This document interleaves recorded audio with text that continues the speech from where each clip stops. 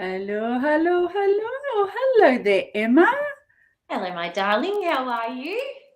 I am very, very well, thank you. How are you?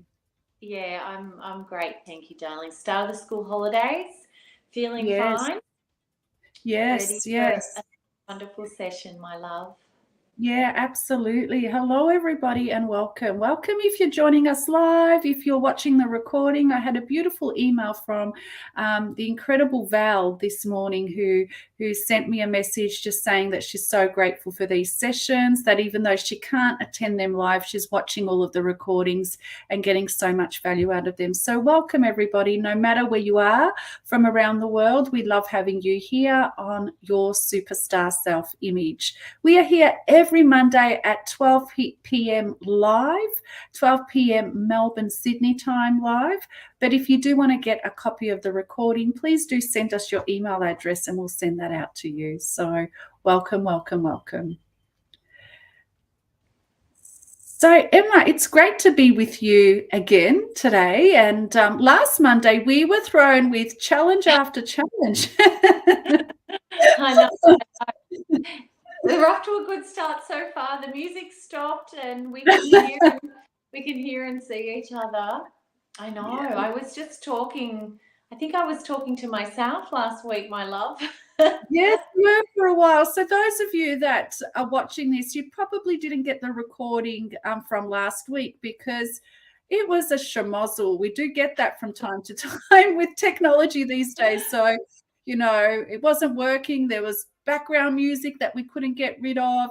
My internet went down, so Emma took over, but then we couldn't hear Emma. so so anything you can imagine was just was just challenging the superstar self-image. But the great thing was we did not let go of our superstar, our strong self-image. So here we are, back today, and we will repeat the same topic as last week, so nobody misses out.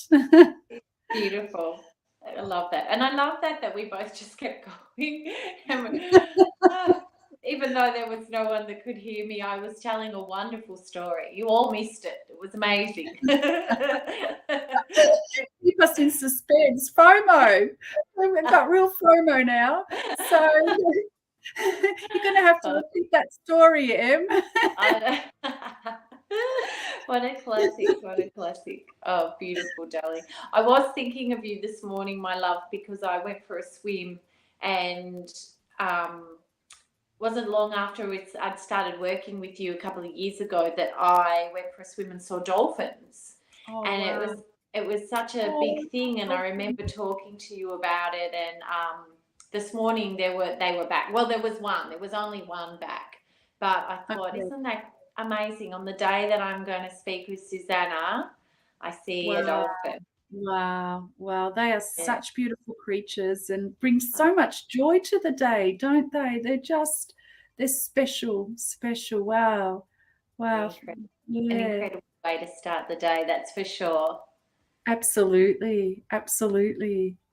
Wow. They always just bring so much joy. And, we're lucky in Melbourne that they do come up reasonably regularly. We saw a couple of dolphins from our balcony probably about 3 weeks ago and didn't expect it. And I just went outside just to get some fresh air for lunch. And I saw, something jump in and out of the water. And I'm like, was I seeing that? It wasn't a person.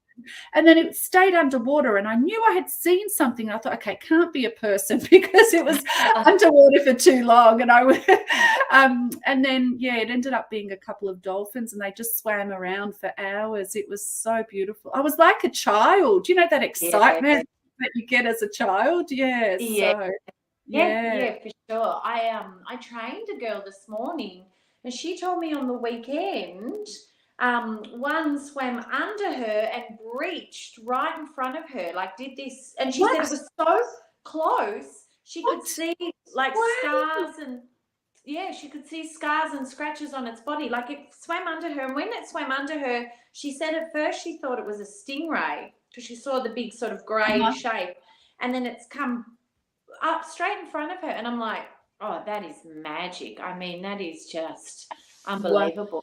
Where was that? That wasn't in Melbourne. Just in Williamstown, yeah. Oh, wow. Oh, well, I'll yeah. have to go swimming with you more often, Emma. I know. And I saw her magical. yesterday. I was coming out of the water, she was going in. So I'm like, I just missed one yesterday, but I saw one today, so I'm happy. It didn't come that close to us. It was, it was probably about 20 meters in front of us. But we almost missed it because my sisters and I, we were talking so much that none of us noticed, and it wasn't until a swimmer behind us said, look, there's a dolphin. Blah, blah, blah, blah, blah. We were doing what I did last week. I was like, oh, that's great. That's great. Okay, so dolphins and everything. So much is happening, isn't it? So let's get focused on superstars. So and last week we covered a very important topic, and it was around moving,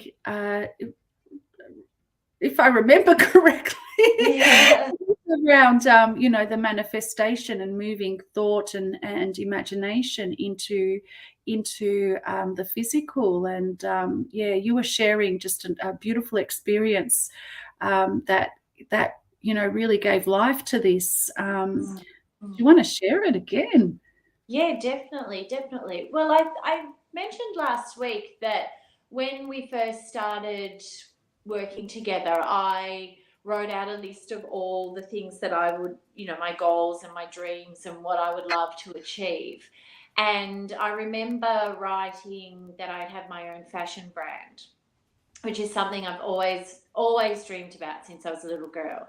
And I remember a couple of years ago when I wrote that list, you said pick the one, the one that just feels the most, the biggest dream for you, the biggest goal. And at the time that was the one, but I crossed it out because in my head I thought, I can't do that. I'm not her. I don't, I don't. Wow. And I wrote it. Even though I'd written it, I crossed it out and I went for another goal that was still a C-type goal for me, but wasn't probably, the big one for me.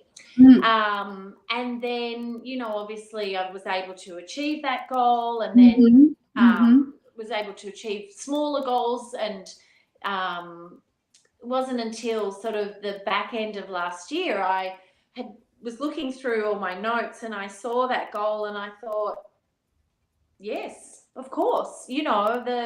Why wouldn't I? Why wouldn't I go for that? That's crazy. That's So I went out for lunch with my sisters and I said to them, I've decided I'm going to start my own fashion label. I'm sick of not being able to find clothes that I want to wear for my age. I don't want to look dowdy, but I don't want to look like my 19-year-old niece. I said, I just need to find the right people to work with me. And, they're out there. They need to be in a line with, how I feel and my creativity and my... I said, I'm just putting it out there to the universe. The people will come. And both my sisters were like, hello, what about us? Wow. Just over this lunchtime discussion, and by the end of the discussion, by the time we'd finished the lunch, it was done. We had the name. We decided what roles each three of us were going to do, and we started. And it's just been, as you've said to me in the past, when you are open to the truth of who you are and you're in alignment with your true purpose, everything is easy. And you've always said that to me. It just comes with ease and flow. And this has been so easy. And even when we have come up against hurdles, it's just been like, oh, well, right, what are we going to do about that? Okay, let's imagine it differently. Let's imagine it that it's really easy and it's working. And, because at first we were working with a guy to do production and it didn't work out. And normally, I think maybe the old me would have gone, oh gosh, it's too hard. It's not meant to be. Whereas I was like, oh, well, he didn't work out. That wasn't right. Love him. See you. Goodbye. All right, next. Brilliant. Oh, Isn't is that anyone, just amazing? and it's just been so easy and it's amazing and I'm loving it. And we're only a couple of weeks off production arriving here in Australia. So wow. yeah. And this is Bobby Boy. So you mentioned Yeah. your label, your fashion label, Bobby Boy. And for all of our listeners, Bobby Boy is Emma and her sister's father. His name is Bob, isn't it? And they Yeah. call him Bobby Boy. I love that name, and I cannot wait to see your designs and clothes. I remember when you shared this with me the first time when it was just an idea. I was so excited because I, like you, so I'm a woman, moving into my 50s now, and I love fashion. I love clothing, but I don't really want to be, looking like a 20-year-old, but I don't want to be looking like, old fashioned, Yes. the old-fashioned 50-year-olds. I want to be Yes. trendy. Yeah. I want to be stylish. I don't necessarily want my gut hanging out and all of that, but I still want to look great.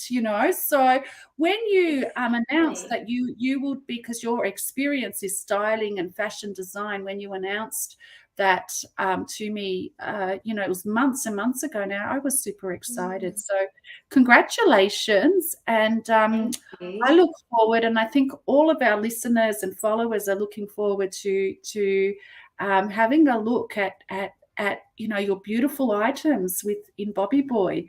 So I can't wait for it to launch. But yeah.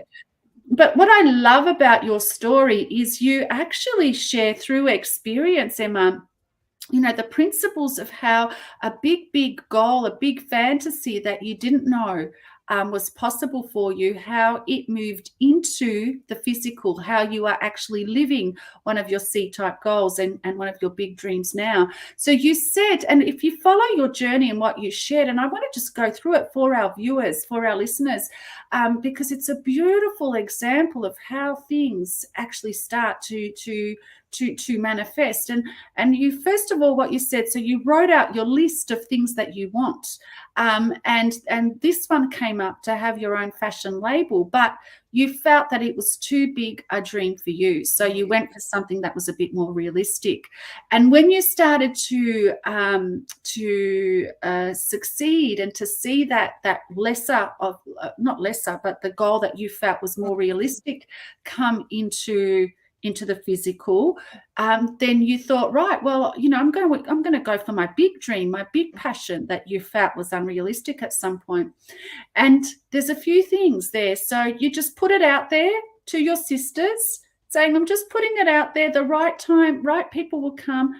And right in front of your doorstep were your actual partners that you hadn't even thought of, your own sisters. This is what often happens. The people we want are often right there.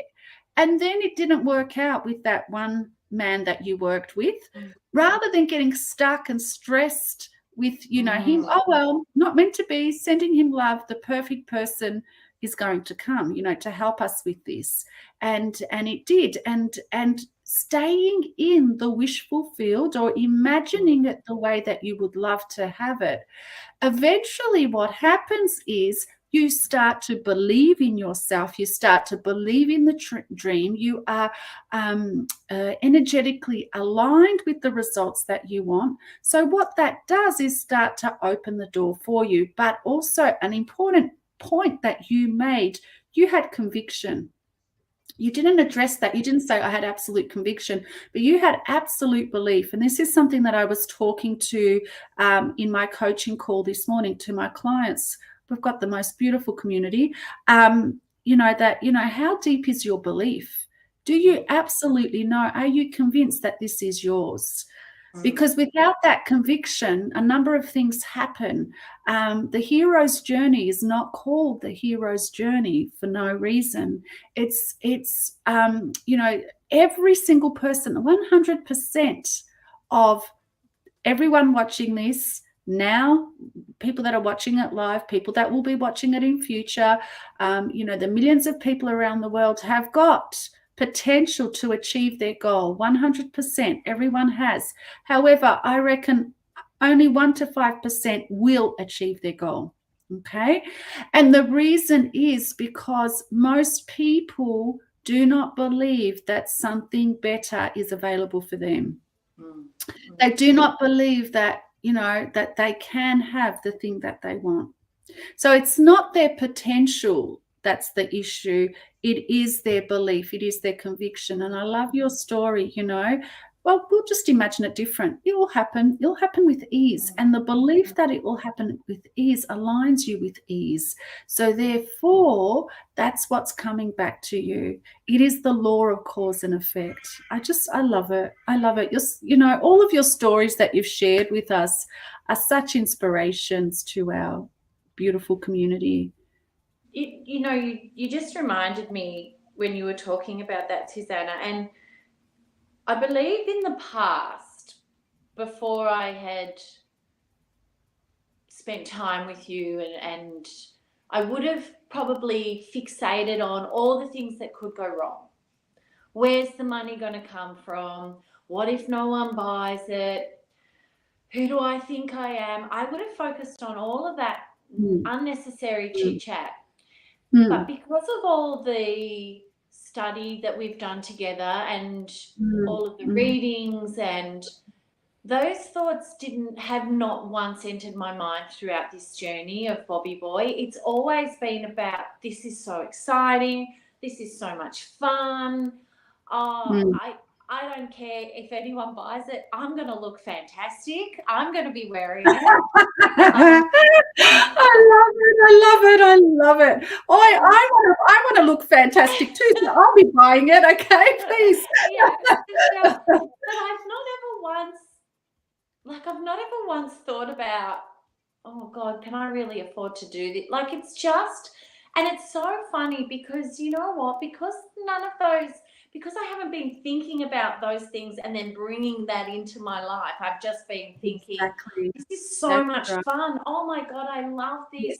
And sending these pictures to my sisters going, what do you think of this? What do you think of that? And oh, this is fantastic. And it's never once there's never once been anything that's been a problem. It's just been an absolute joy. And that, my love, is all because of you. And I know I say it all the time, but it's such a wonderful gift that you have given me, because I'm able to use that with my boys. Like my beautiful big guy, he was out there before shooting hoops, and he hasn't played basketball for about 2 weeks because they got knocked out of the finals. And he was shooting hoops while I was putting out the washing, and he's like, oh Mum, I'm a bit rusty. And I'm like, nah. I said, don't say that to the universe. Say, I am an NBA player. I am the greatest player in the world. Yes. I am better than LeBron. So he starts saying, I'm better than Michael Jordan. I am Yuan Jagger. I am. And then, no word of a lie, they all start bloody going in, the balls. And I'm like, yeah, absolutely. 100%. Yes. But it's so wonderful to be able to share that with him, just to be able to turn that around for him, and him just be like, and make it fun. He's yelling out, I'm better than Michael Jordan. I'm Yuan Jagger.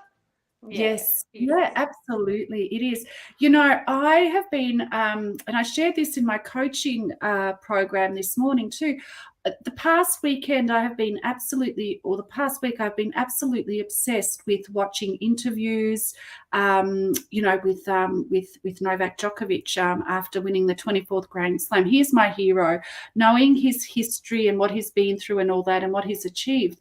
And I just wanted to really find out more about the man, not just his achievements, So, and I've never really been one to watch many of his interviews. Now I'm totally obsessed, totally. I was watching interviews of him with, Jay Shetty and some other famous people, then his parents and all of this. And And like, I just get chills, absolute chills, with his history and how he got to where he is now. And he absolutely preaches this stuff. When you get to know him as a person, you cannot not respect this man. He lives by, well, what happens? How do I become a greater human being? Yes, that is tennis, but tennis, how do I become a better human being today? And it's just so inspiring. And in the interview, the interviewer said, I can't remember what the interviewer's name was. I've never heard of him before, but he asked him, he said, your parents, you went through so many hardships as a family growing up, and you came from a poor family, and your parents actually hid a lot of what was going on so that you can just pursue your career. And he said, yeah, I didn't know a lot of it. But one thing that I do remember, he said, my father coming home and he had a 10 Deutschmark bill, which was equivalent to $10 back then. And he put it on the table and he said, that's all we've got. That's all we've got. There's nothing else. And he's got 2 younger brothers, so it's a family of 5. And tennis is an expensive sport. But he said, but his belief in himself that he was going to be the number one, and that belief transferred to his parents, that they became so obsessed with the belief. It was an absolute conviction that their son was going to be number one day. Right? Absolute conviction. And the odds were totally against him. He was from a small country, poor country at the time. They're moving up economically now, thank goodness. But also then what happened, they had experienced 2 wars. And he even talks about his own trauma,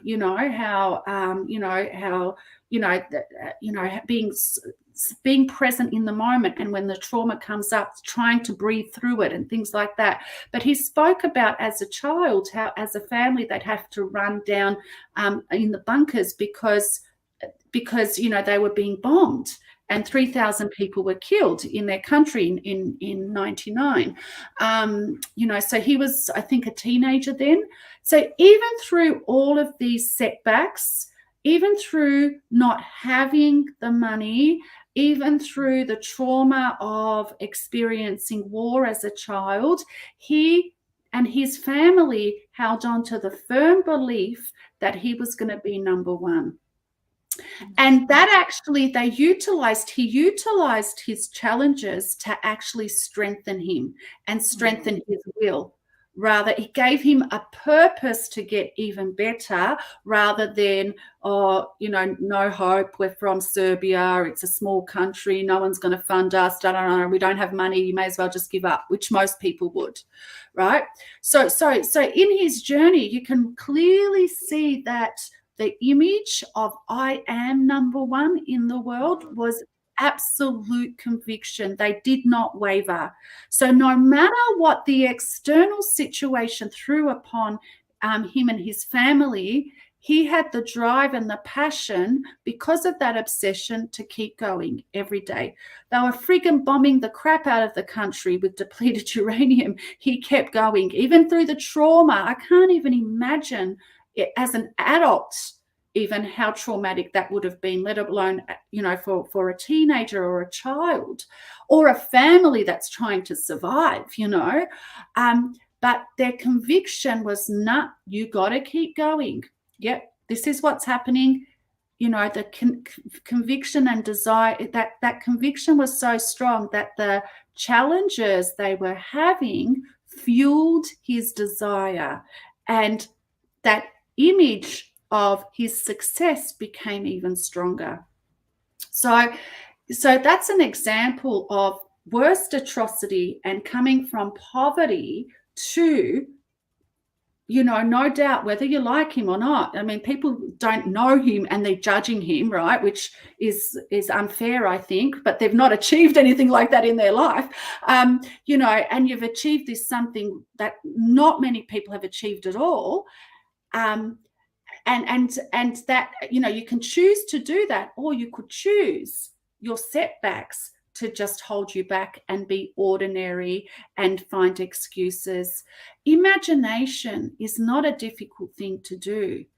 You know, we all imagine every single moment of our day, we are imagining. But what people would normally do, the normal mind, the lower mind, the untrained mind, the undisciplined mind, would think, oh, well, there's a war, so I'm going to focus on the war, rather than, well, there's a war, there's even more reason for me to focus on my success.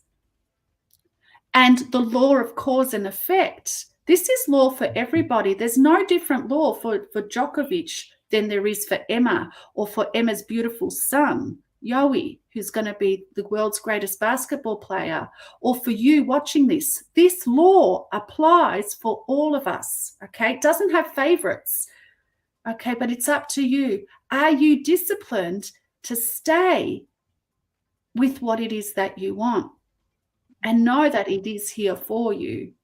Or will you continue to just live your life like most other people do out there, thinking that they are less than? Yeah. I love that. I'm so sorry there's a bit of background noise, but I love that. And I mean, imagine having to live through that, but holding fast to that image of goal fulfilled. It's incredible. It's incredible. His will is obviously so strong. Yeah, and he used the atrocity to actually strengthen his will. You know, he so was heartbroken with what was happening with his people, you know, that he used that. He knew he was, you know, a gifted tennis player. He used that to strengthen his will so that it can uplift his people, it can uplift his family, you know. Yeah, amazing. And the beauty is, we are talking about somebody that has achieved greatness, but the beauty is every single one of us has that. Every single one of us has a champion inside us. But what are you focused on? Because the law of cause and effect states that the cause is inside you.